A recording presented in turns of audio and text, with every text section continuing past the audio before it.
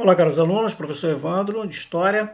Novamente vamos fazer a nossa correção do exercício da nossa aula de número 14.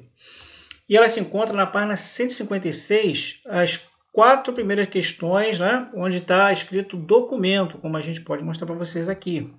Ok? Então a gente tem um trecho, né, de uma poesia, que na verdade é um hino, né, português, composto em 1889, onde a gente vai extrair algumas questões para vocês responderem. Então vamos a ela então. Memória do Império Marítimo. Diz assim, ó. A Portuguesa é o título do hino português composto em 1890, no final do século XIX. Séculos depois de iniciada a expansão oceânica, Portugal já não desfrutava as glórias do passado, como você pode ver na primeira estrofe do hino. Tá? Então, a estrofe corresponde, né, a uma sequência de versos, né? Aqui, cada uma dessas linhas aqui corresponde aos versos. Então, o hino diz assim: Heróis do mar, nobre povo, nação valente e mortal. Levantai hoje de novo o esplendor de Portugal. Entre as brumas da memória, ó pátria, sente-se a voz dos teus egrégios, a voz que há de guiar-te à vitória. Então, nós temos aí o hino e nós vamos agora às questões, né? Volta aqui um pouquinho, né?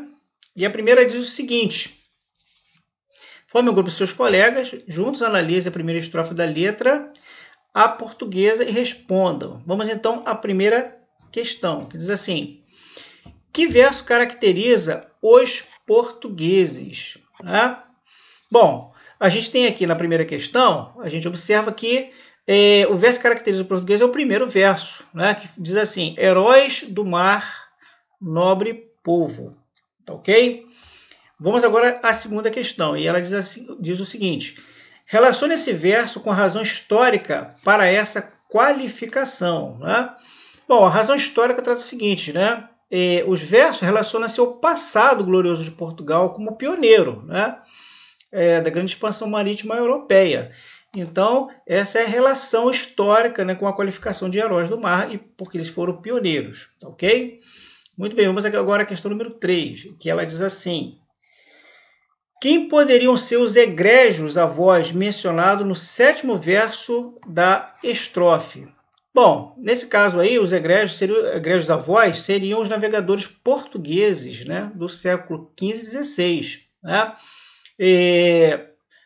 A palavra egrégio significa, na verdade, ilustre, admirável e célebre. Não seria aqueles antepassados, né? No hino, retrata-se como se fossem avós, quer dizer, pessoas que antecederam muito tempo atrás, nesses séculos XV e XVI, no período da expansão marítima portuguesa, ou ibérica, como vocês quiserem. Ok? Vamos à questão número 4. Ela diz assim: considerando que o hino foi elaborado séculos depois da expansão marítima, qual é a imagem do país que essa estrofe transmite ao leitor? Né? Glorioso ou decadente? Discuta com os colegas indicando o verso que justifica a opinião do grupo. Bom, a gente pode perceber que a estrofe do hino sugere que Portugal é um país decadente, já que não desfruta das glórias, né, do passado. Né? Já o terceiro verso, especialmente Levantai hoje de novo, não apenas sugere essa decadência, como faz uma referência muito grande, né, ao passado glorioso da nação. Né? Então, basicamente, a gente tem essas questões respondidas dessa maneira. Tá ok?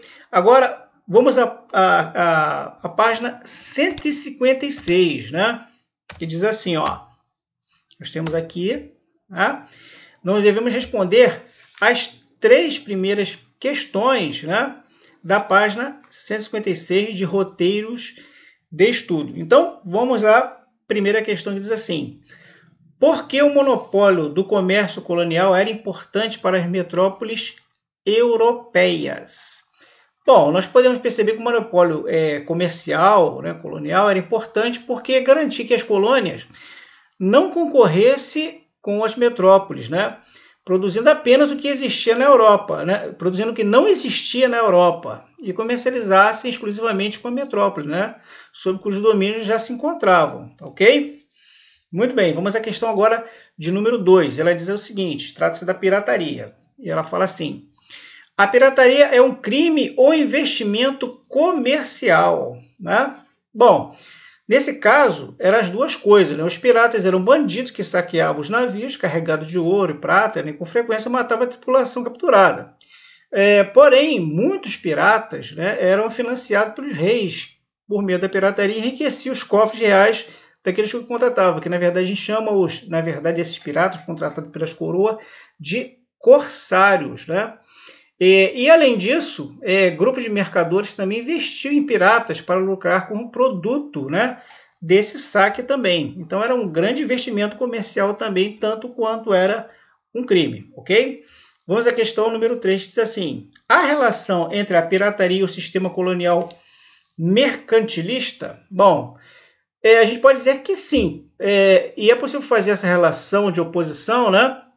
Porque a pirataria foi um recurso usado por franceses, ingleses, holandeses, todos eles, né, com a intenção de pilhar, né, de roubar os países ibéricos, né, que eram as principais potências dos séculos, nos séculos 16 e 17, né? E uma relação dessa continuidade é que várias colônias francesas, inglesas e holandesas no Caribe, elas foram ilhas conquistadas por piratas no século 17. E os piratas deram como ponto de partida para o sistema colonial do Atlântico, né? Aqueles estados europeus. Então, essa é a relação que existe entre a pirataria e o sistema colonial mercantilista. Tá ok? Ficamos por aqui, espero que tenham entendido e desejamos a todos um forte abraço.